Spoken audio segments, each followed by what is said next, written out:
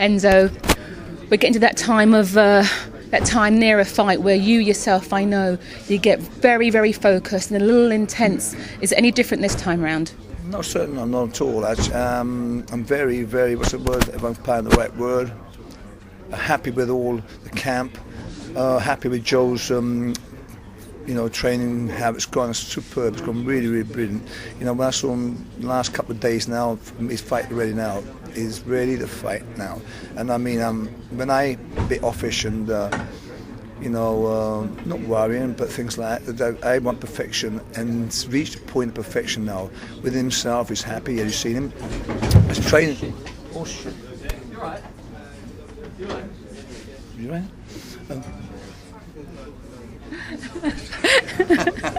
Listen, that's how what's going to happen, Kessler. You point that? Okay, if it's in, I'll put it in. Listen, Enzo, I have to ask you, we've heard so many times from so many fighters, especially coming into a fight, they feel great, this is going to happen to that person, they're in it. And every time Joe says it, Joe delivers. He says, this is how I feel, this is what's going to happen, and every single time he delivers. Is there any chance that this time round, he or you or any of the Calzaghe, Team Calzaghe, can be a little bit overconfident because you're so used to winning? Listen, overconfidence is a blessing. Now, I don't know where you get this, from, use my French, shit from.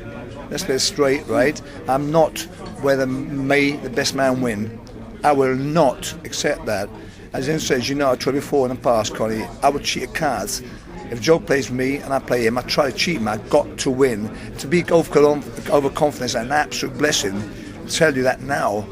If you don't think in your own heart you're going to win, that's different. Don't be confident about it. Tell the truth. You can't lie to anybody. So of course Kessler can talk, but does he really believe in his own heart he's going to win? Joe's 110% sure he's going to win. I'm 120% of the way he's trained. He looks an absolute spectacular, right? Now, why should you be confident about that? Or should you have that little doubt in your mind? Come in and say, let best man win. So no, complacent to you, like you say, shouldn't be right. You look at Manchester United football. They go with the knowledge of destroying, and they do. And that's the key here. Confidence to me is a plus. You talk about the fact how great he's looking in training, and he said in the press conference today, if he, performs as he did last night in training, just tell us a little bit about what he's like in training at the moment. Well, I've got the one privilege, right, as a trainer. I don't have to tell Joe how to train.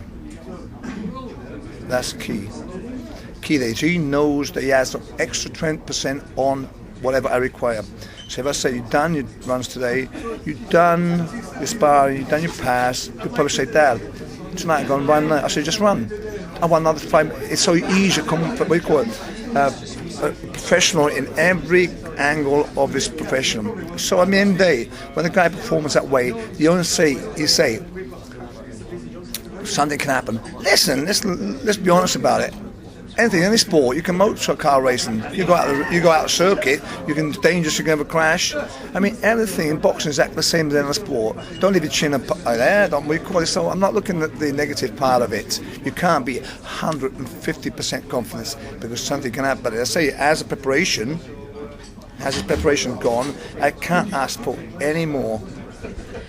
Within your gym, you've sparred with the likes of Enzo Calzaghe and Nathan Cleverly, both great sparring partners for Joe.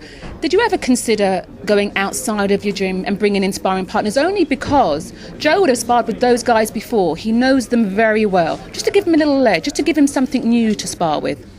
I'm sparring partners. Look, I'm a trainer, you're a commentator. Okay? Yes, I'm a trainer. I know that sparring sometimes doesn't benefit boxers whatsoever if you're going to bring sparring partners in. Sparring partners are only sacks. People that take £100 a day to get smashed.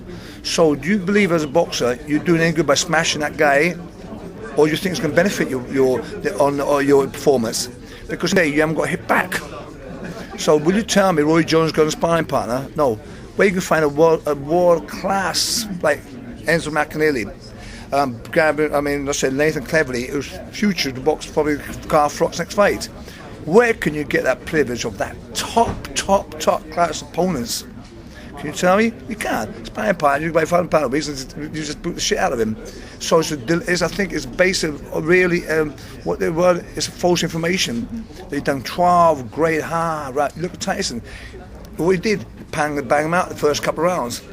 Sparring part, half a sparring part, half a sparring part. Meet someone in class, they learn anything? No, he gets knocked out. So truthfully, no.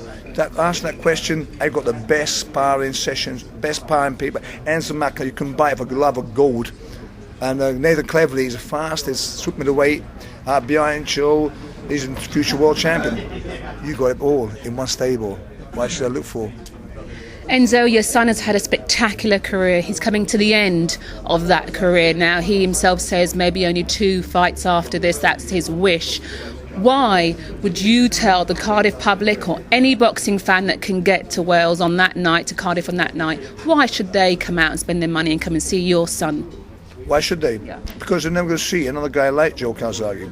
The bottom line is that, and any boxer that stands live today, or upcoming boys that come through the boxing system, you ask them to put one wish for Christmas, all right? And I'll ask them one word: who would you think, who would you like to be in the boxing world, or imitate somebody? And I guarantee you, 90% of boxers come out, they go, I wish I was another Joe Calzaghe. So tell me, what's going to miss out? They're going to meet Joe Calzaghe at his end stage of his career. Even could be next fight or so, it'll be long farewell. It'll be a privilege to be part of that and say one day, I was there when Joe boxed his last fight. I saw him in flesh.